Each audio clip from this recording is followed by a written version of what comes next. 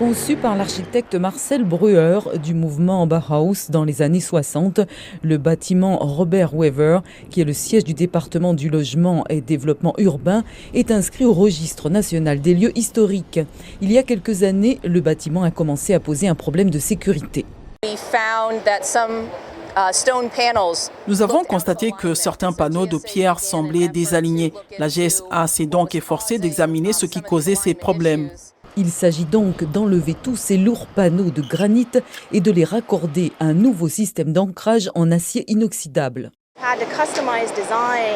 Nous avons dû personnaliser la conception de l'ancrage pour la plupart des 575 pierres sur chacune des extrémités de la façade. On a affaire à des pierres qui peuvent peser plus de 180 kg pour les plus petites, jusqu'à plus de 900 kg pour celles de grande taille. Ce projet implique l'intervention d'ouvriers spécialisés.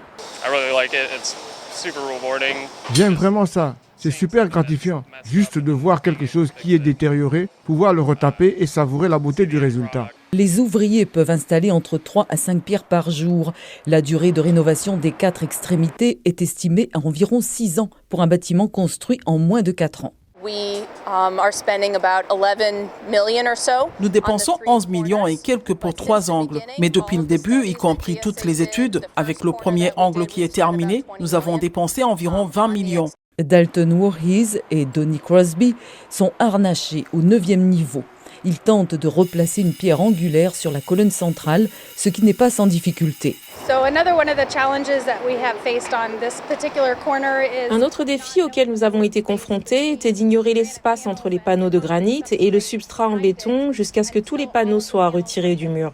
En zone urbaine, les constructeurs sont confrontés au manque d'espace pour installer leur chantier.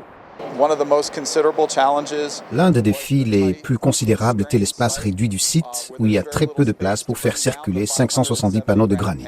Nous avons ainsi conçu, sur mesure, un échafaudage et une plateforme au-dessus du niveau de la rue pour faciliter le projet.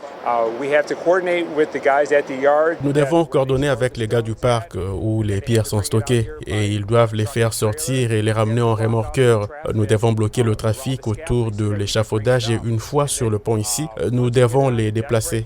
L'installation de l'échafaudage de près de 50 mètres de hauteur a duré 6 semaines.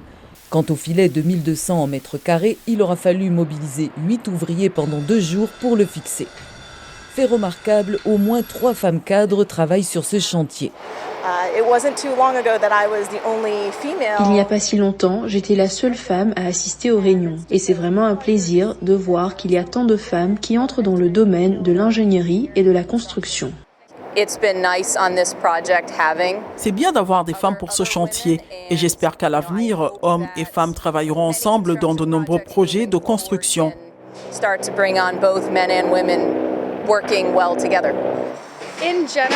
TTG est un business dirigé par une femme, donc pour nous, ce n'est pas extraordinaire. C'est agréable d'effectuer un si bon travail au sein d'une équipe inclusive. Aux États-Unis, 13% des entreprises de construction appartiennent à des femmes et elles sont environ 10% à occuper des postes de direction dans cette industrie.